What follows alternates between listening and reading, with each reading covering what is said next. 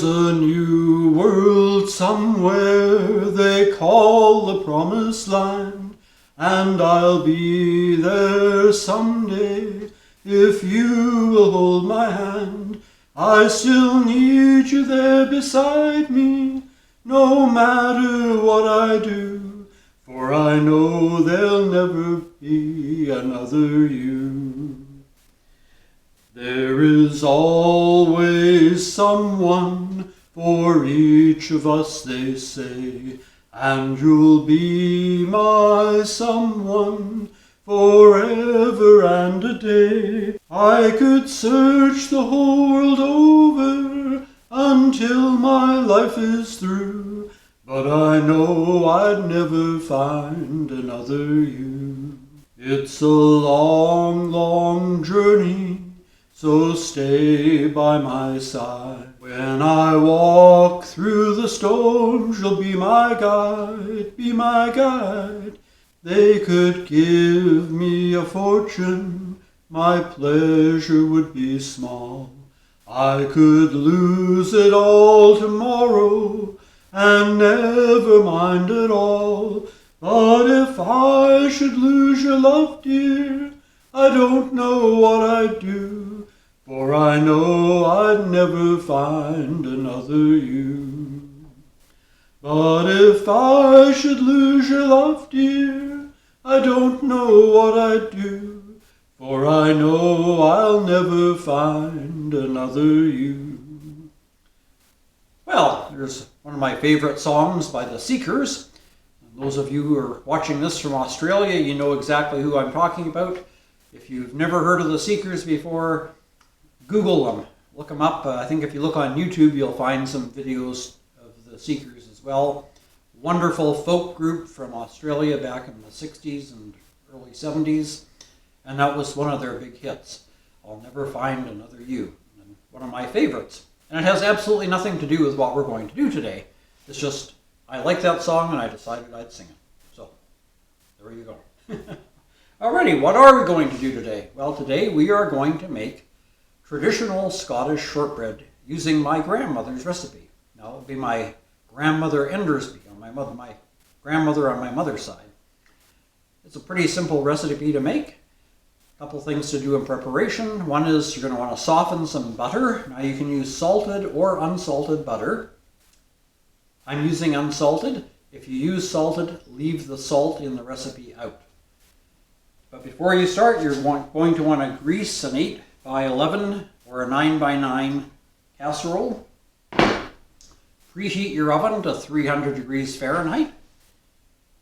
And then we're going to get to it. So I'm going to move the camera over here so you can watch. While I'm using the beater or mixmaster, whatever you want to call it, I'm not going to talk because I don't want to disrupt the beautiful music it makes. All right, let's get to this, shall we? So the first thing we're going to do is we're going to take our softened butter and we're going to cream it with the mixmaster until it's almost white. Let's get to it.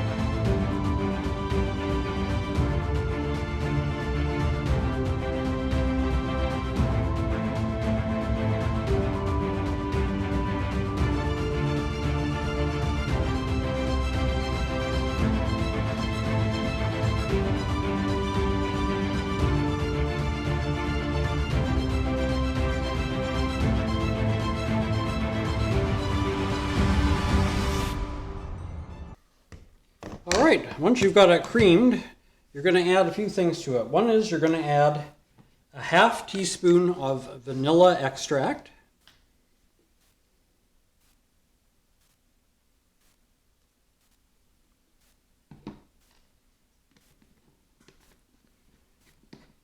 And now this next one is optional.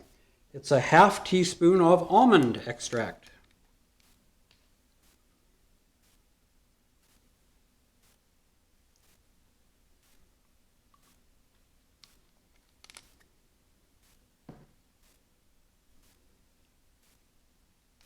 Now here's where I'm going to add the salt. I'm adding a half teaspoon of salt because I'm using unsalted butter. Now if you're using salted butter, you don't need the half teaspoon of salt. And then we want 1 cup of granulated sugar. And we're going to blend that all together till it's well blended.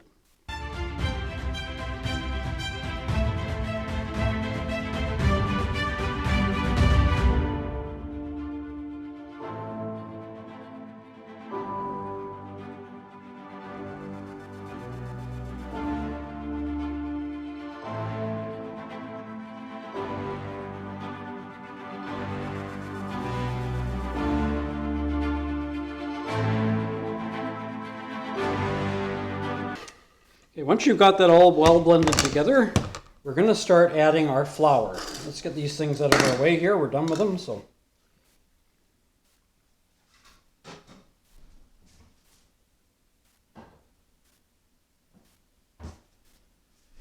Now you want 4 cups of white all-purpose flour. Now I know if you're watching, you're going to say, that's a liquid measuring cup. And you're absolutely right, it is. But I use my dry measuring cup to measure 4 cups of flour into here. That way I didn't have to measure out a cup at a time as I went. So we're just going to add that in small increments.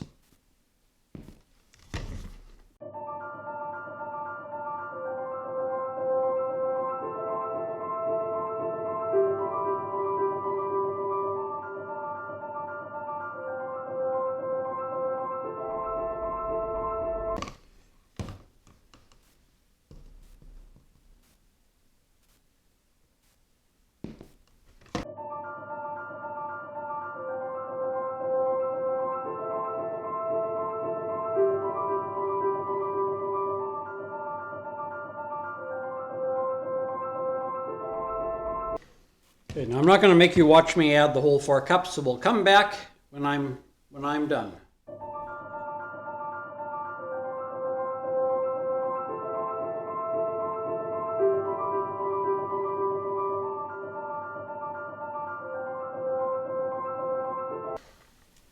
All right, we've got that all blended in there, and it's going to make it, even though it's a lot of flour, it's going to be quite fluffy actually in here. Because even those of us who are adults still have a little bit of the kid in us, and me enjoy licking the beaters in the bowl afterwards, right? So it's kind of like the old biblical thing of harvesting your field, and you don't go back and get what you missed. You leave it for the poor and the needy. Well, in this case, get what you can, but be sure to leave some for the poor cook, or the kids that are helping, or whoever. Just way of being generous to yourself.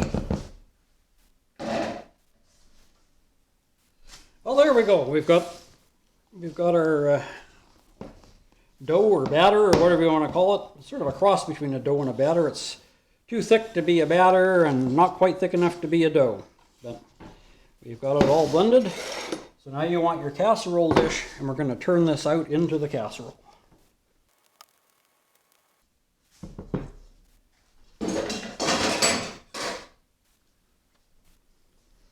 Now you want to spread that out in your casserole.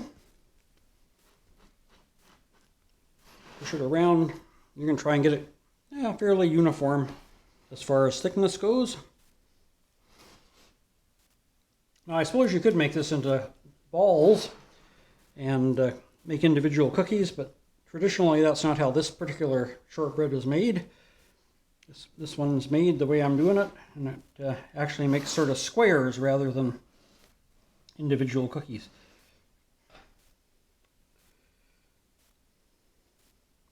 You're going to want a fork and have that handy, because one of the last steps here in doing this, after you've got it spread around nicely in your pan, is you want to poke the top of it with your fork and leave little fork impressions all over the top. Now it gets kind of fun because this dough is sticky and will stick to your fork, so you want to keep going off, keep pushing it off. But there we go. And now we're going to bake it in the oven at 300 degrees for 30 minutes, 30 to 35 minutes until it's a golden brown on the top. I almost forgot to do something. We're going to decorate the top with almonds. Now you don't have to do this, this is optional, but you have to kind of guesstimate about how big each square is going to be. In this pan I usually get about 5 squares across, and then you can kind of guesstimate going down. And these will actually act as a guide when you cut the squares. When you first get this out of the oven, while it's still hot before it cools, you're going to want to cut your squares, because once it cools then it can become a little more crumbly and it's not as easy to do. So this will kind of give you guidelines for marking out your squares when it comes out of the oven. The other thing you could use to on the top of these is, and some people like, is candied cherries, or you could use half maraschino cherry halves. And there we go. We'll get it in the oven to bake.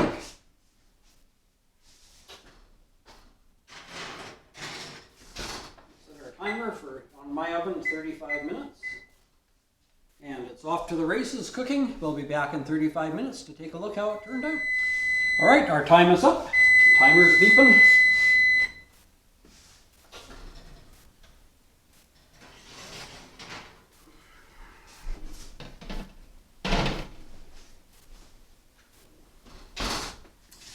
So there we have it. And we're just going to cut this now while it's still hot. We'll just use a very sharp knife and mark it into squares.